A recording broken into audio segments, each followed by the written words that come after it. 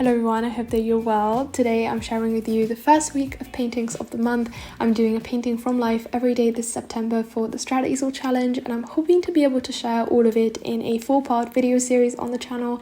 This is the first installment, so it includes the first 7 paintings, and I initially wanted to also include some more vlog style behind the scenes in these videos, but they would just end up being far too long, so you'll see some of that in the upcoming vlogs instead. I'm a bit behind editing those, but they will come very soon, I promise.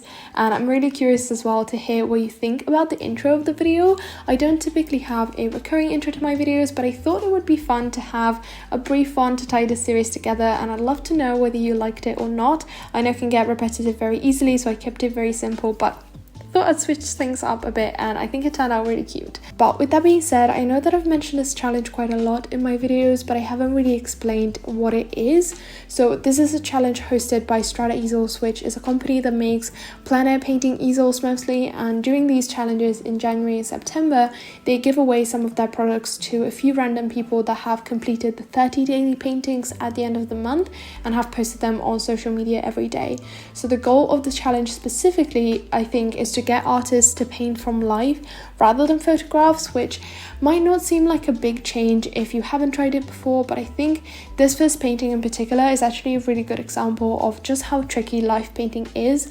I hadn't painted from life in a while at this point, and when I first started this, I completely messed up the proportions of the initial sketch, because unlike a photograph, you don't really have a border that tells you where to stop the drawing, and you don't have a border to reference your proportions to. You have to keep that in mind yourself, and you have to make that up yourself, and there are certainly a variety of tools that can help you with that. But getting back to this kind of painting, I kind of forgot about it and didn't realize until later that I hadn't framed the composition quite right. So if you see me wiping off like half the painting halfway through the painting, that is why. I didn't really just like the composition and how I'd framed that, so I went ahead, erased what I've done and started over, and I think it ended up working quite well at the end.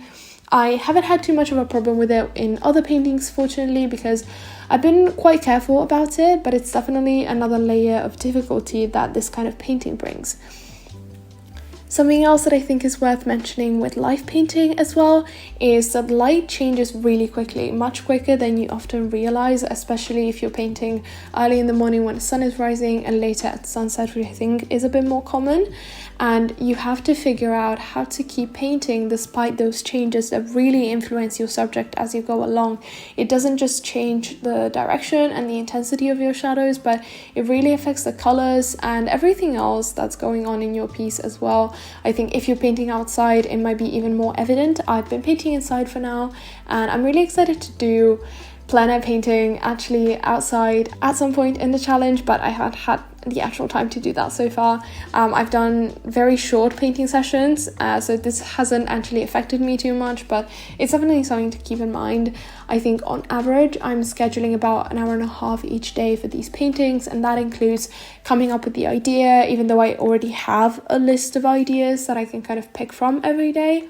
Includes setting up the composition, painting, filming, and cleaning up, which is definitely my least favorite part, but I'm trying to be diligent with it because I completely destroyed my brushes last time, and I really don't want that to happen again this month. Just in case you didn't know, I did this challenge for the first time in January and I loved it, which is why I'm doing it again this month. I can't promise I'm going to do it again January 2023 because it is a big commitment and it does take a lot of time, but for now I'm really enjoying this second round, I suppose.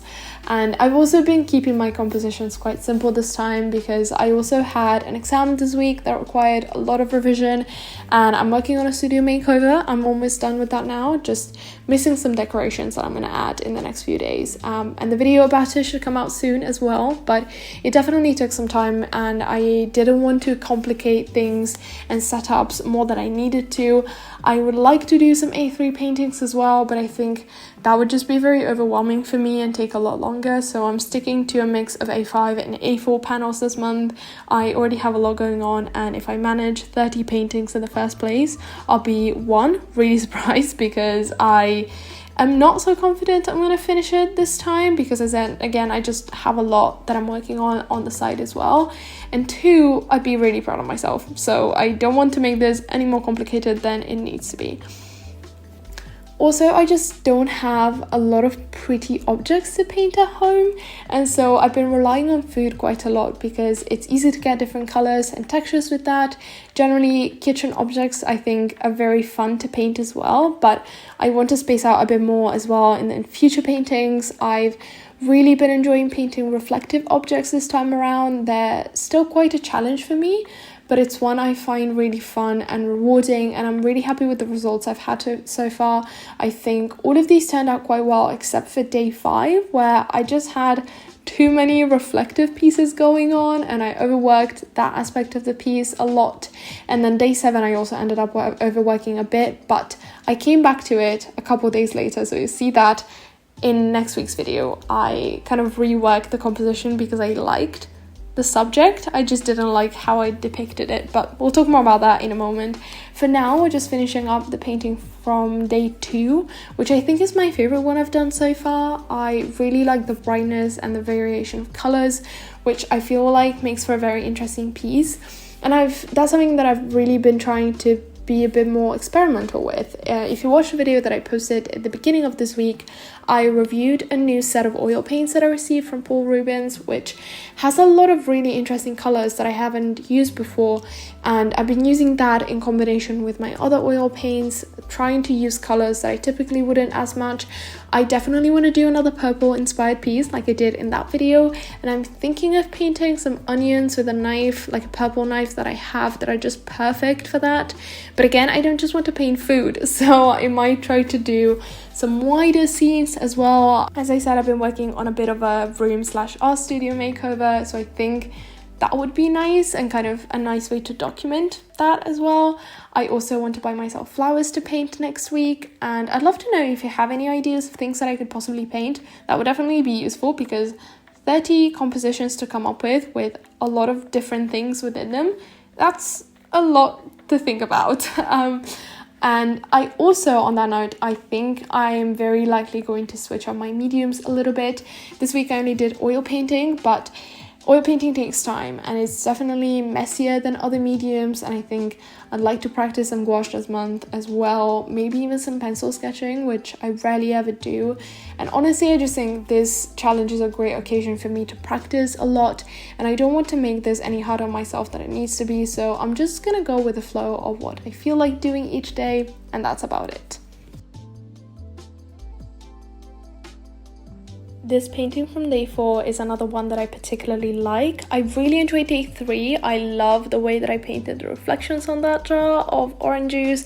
Again, as I said, I've just really been enjoying painting reflective objects and glass, and I think it's so interesting to try and figure out just how many different colors there actually are in a solid glass object. So that's a lot of that in these paintings. But for day 4, I thought I would try a bit more of a fuller compositions. We have a whole bunch of coffee table books in the house. My best friend who I live with, he is studying interior design, and so he has a whole bunch of really pretty interior design books that I think, first of all, I really like flipping through them. They're very inspirational, and I thought it would be fun to paint one as well. So I set up a little like morning tea kind of composition on my balcony table, which is a really nice solid dark grey background, and I thought that would kind of help change things up a little bit as well, since I am typically just setting things up on my desk, which is a white background, or some food paintings on my cutting board, which is like a beige tone. But I think it's interesting to see how different colored backgrounds affect your main painting subject as well, because it's something that I generally don't think about a lot, and I typically just go for a very neutral background, but I think it would be very fun to experiment with that a bit more. Again, there's a lot of things that I want to try, but I'm also doing a lot of paintings this month, so you know, I have the opportunity to do that, and I'm trying to take as much of that as I can.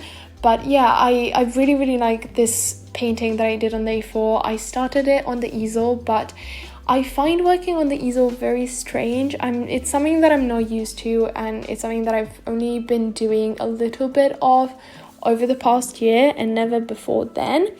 So I'm very used to painting over on my desk, but I know that's not very good for my neck health. I know like my neck is always hurting in one way or another. So I'm trying to make a bit more of an effort to actually paint on the easel, but I find that very tiring. And also it's really strange because I'm looking at things differently, and sometimes that also makes sketching a bit harder, and it makes, I don't know, I perceive the subject differently, and I don't really know why, and I can't really explain why, but it's something that I thought I'd mention and that I'm going to keep working on. But I ended up just doing half of the painting on the easel and then moving that over to my desk because I was getting really confused and finishing that up on my desk.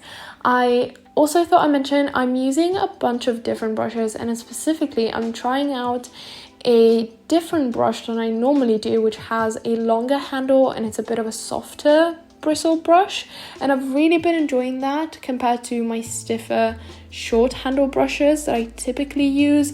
And I think I should get a few more of those because they really work a lot better when I'm working on the easel. I think they're specifically meant for working kind of standing up. I can use this easel lower down when I'm sitting at my desk as well, which is very nice. I built it last year with, just a fun summer project. But yeah, it's nice that I can still use it when I'm sitting down, but I'm not kind of hunching over my desk. But so using a longer handle brush makes it a lot easier to reach and kind of step back and see the painting as a whole, if it makes any sense. So I don't know, I thought I mentioned that. I will have a bit of a bigger list of the materials that I'm using for this in the description, but generally speaking, I'm using oil paint for now on primed wooden panels. These are just very simple wooden panels that I prime with 2 layers of gesso, and for now I've been using a mix of A4 and A5 sizes. As I said, I wanted to expand to A3, but I don't think I'm going to do that because A3 paintings take a lot longer. For some reason, A5 and A4 take roughly the same amount of time, but A3, different story. Don't know why. I also think painting on a bit of a bigger scale like that makes me want to do more complex pieces, and so they end up having more elements to them and therefore end up taking longer. I don't know, this is just kind of speculating, but I think it's very interesting to see how all of these different elements kind of affect the painting process itself, and it's why I really enjoy watching other artists paint and talk about their own painting processes and just see how that compares to mine. I think this challenge is also a great opportunity to get so much inspiration from other people. If you follow the Strada Easel hashtag on Instagram, which everyone has to tag their posts with, that they're specifically posting to participate in the challenge. I didn't explain that very well, but if you follow that hashtag, kind of posts within that show up on your main feed, and there are so many artists that are doing such beautiful paintings this month, and so I'm always very excited to kind of go on there and see what people are doing every day, because last time I did it, I hadn't really been exposed to still life painting a lot, and this time it's different, but last time I hadn't been exposed to still life paintings a lot, and I just found so many different people that were painting the most amazing still lifes, and I just got so inspired, and that made me really, really excited to keep going for the challenge as well. And it's kind of happening the same thing this time around. Obviously, I've been exposed to still lifes a lot more at this point, but I'm still really enjoying checking in with other people's work and seeing what other people are doing, trying to see if there's any subjects that I never thought about that I might like to paint, or just different approaches to painting. I don't know, people are doing some really cool stuff, so I thought I'd mention it because if you're looking for, a bit of a burst of inspiration, even if you're not doing the challenge, I definitely recommend you check that out. And also the official Strada Easel account often reposts other people's stories, so that is also a really nice way to get inspired for the paintings this month, or even just your own work.